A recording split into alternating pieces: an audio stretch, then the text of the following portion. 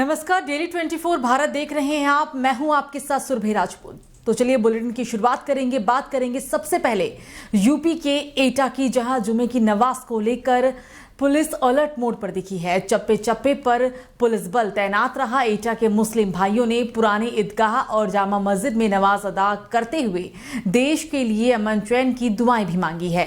एटा में प्रेम और सौहार्द के साथ जामा मस्जिद और ईदगाह में जुमे की नमाज पढ़ी गई। एटा के मुस्लिम भाइयों ने कहा कि एटा अमन चैन और मोहब्बत का शहर है। यहाँ पर ईद पर हिंदू भाई शामिल होते हैं और होली, दीपावली मुस्लिम भाई एक दूसरे के साथ मिलकर त्योहार मनाते हैं।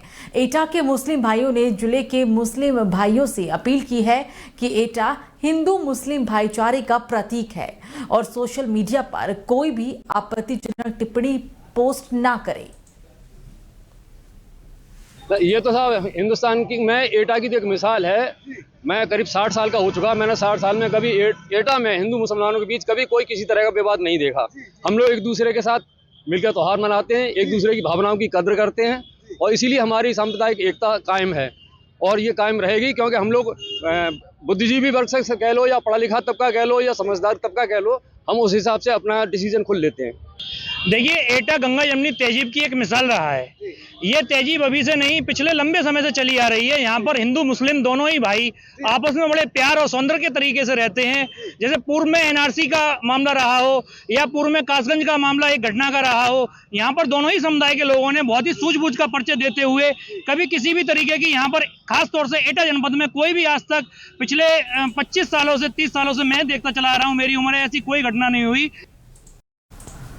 तो हल्द्वानी की घटना और बरेली में मौलाना तौकीर रजा की गिरफ्तारी देने के ऐलान के बाद से ही नोएडा पुलिस भी अब अलर्ट मोड में दिख रही है। जुमे की नमाज को लेकर मस्जिदों के बाहर पुलिस बल तैनात किए गए हैं। कई इलाकों में पुलिस को पैदल गश्त करने का आदेश भी जारी किया गया है। इतना ही नहीं, सोशल मीडिया पर कड़ी नजर रखने का निर्देश भी दिया गया है। आदेश जारी होने के बाद से ही नोएडा पुलिस चेतावनी देते हुए कहा है कि उत्पात मचाने वाले लोगों पर कड़ी कार्रवाई की जाएगी। इसके साथ ही पुलिस कमिश्नर लक्ष्मी सिंह ने जिले के निवासियों से सहयोग और शांति बनाए रखने की अपील भी की है।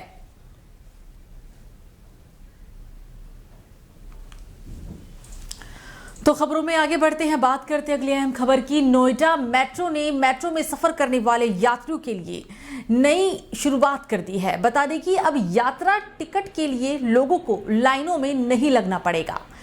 नोएडा मेट्रो का सफर करने के लिए NMRC मोबाइल ऐप के जरिए लोग घर बैठकर टिकट बुक कर सकेंगे। साथ ही टिकट की अवधि पूरे कार्य दिवस तक रहेगी।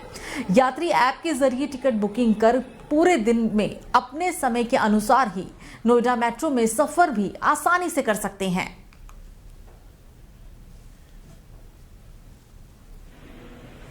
तो वहीं मौनी अमावस्या के मौके पर हरिद्वार में हर की पौड़ी पर श्रद्धालु गंगा में आस्था की डुबकी लगाते हुए नजर आ रहे हैं। मौनी अमावस्या पर गंगा स्नान का विशेष महत्व बताया जाता है। हर की पौड़ी पर सुबह से ही गंगा स्नान करने वालों का तांता लगा हुआ है।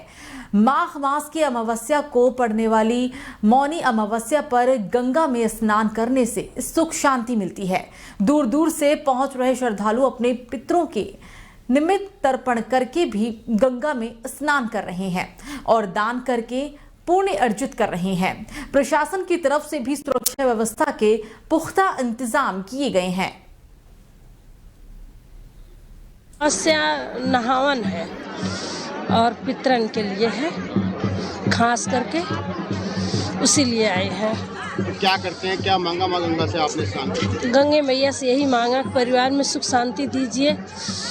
जो सब कोई आए हुए हैं सबके घर में शांति दीजिए। इसका ये पितरों का दान है, घर की सुख शांति के लिए, और पितरों का दान है सुख शांति परिवार की और सभी समस्त गण जो भी आए हैं सबके घर में सुख शांति बने। तो अब बात करते हैं उत्तराखंड के हल्द्वानी की, जहां अवैध धार्मिक स्थल ढहाने गई पुलिस और प्रशासन की टीम पर असामाजिक लोगों ने पथराव के बाद हल्द्वानी में प्रशासन द्वारा धारा 144 और कर्फ्यू लागू कर दिया गया है। तो वहीं इस घटना के बाद जिले पौड़ी में भी जिला प्रशासन अलर्ट मोड पर आ गया है। जिलाधिकारी पौड़ी डॉक्टर आशीष चौहान ने बताया है कि हल्द्वानी घटना के बाद जिले पौड़ी के संवेदनशील व अति संवेदनशील इलाके में अतिरिक्त पुलिस बल की तैनाती कर दी गई है। उन्होंने ये भी कहा है कि फिलहाल जिले में माहौल शांतिपूर्वक है और माहौल को आगे भी शांतिपूर्वक बनाए रखने के लिए जिला प्रशासन पूरी तरह से मुस्तैद है।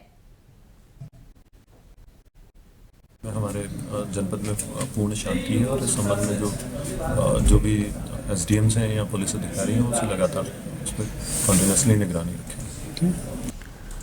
तो वहीं हल्द्वानी की घटना को लेकर हरिद्वार में भी अलर्ट जारी कर दिया गया है और हरिद्वार पुलिस जगह जगह पर पुलिस बल के साथ सघन चेकिंग अभियान में भी जुट गई है। हरिद्वार के सीमांत क्षेत्रों में तलाशी तेज करने के साथ साथ खुफिया तंत्र को सक्रिय कर दिया गया है। आपको बता दें कि हरिद्वार की सीमा उत्तर प्रदेश के कई जिलों से जुड़ी हुई है, जिसमें मुजफ्फरनगर खासा संवेदनशील जिला माना जाता है। हरिद्वार एसएसपी प्रमेंद्र सिंह जोबाल ने बताया है कि हल्द्वानी की घटना को लेकर हरिद्वार पुलिस बल को भी अलर्ट मोड पर रख दिया गया है। साथ ही सीमावर्ती इलाकों में सुरक्षा के इंतजाम दुरुस्त कर दिए गए हैं। उन्होंने ये भी कहा है कि हरिद्वार मिश्रित आबादी वाला इलाका है, जहां दोनों धर्म के लोग रहते हैं।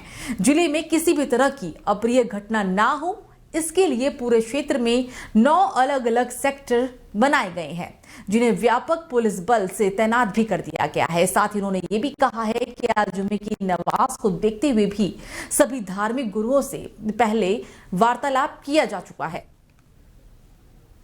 सारी हमारी संभावनाओं को हम लोगों ने विचार किया है। जितनी भी हमारे स्टेक होल्डर्स हैं सभी से वार्ता हम लोग कर चुके हैं। जो मिश्रित आबादी वाले जो हमारे इलाके हैं वहाँ पर हमारे द्वारा फोर्स लगातार गश्त भी कर रहा है। अतिरिक्त फोर्स भी इनको दिया गया है। हमारे जितने अधिकारी हैं सभी अभी फील्ड में ही हैं और लगातार जो हालात हैं उस पर जायजा रखे हुए हैं।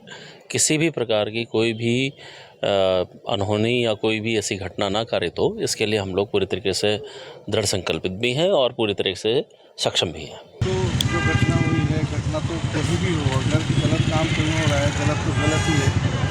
आज इस तरीके से हालात के बदल रहे हैं, लेकिन तो सब वाकिफ ही हैं। और हम इस बात की अपील करते हैं सारी जनता से कि भाई सबको आपस में मिल के बैठ के बहुत शांति से रहना चाहिए। किसी भी प्रकार की घटना अगर कहीं मान इस तरीके की हो रही है तो फिलहाल खबरों में मेरे साथ इतना ही। देश और दुनिया की तमाम बड़ी खबरों को जानने के लिए आप देखते रहिए डेली 24 भारत। नमस्कार।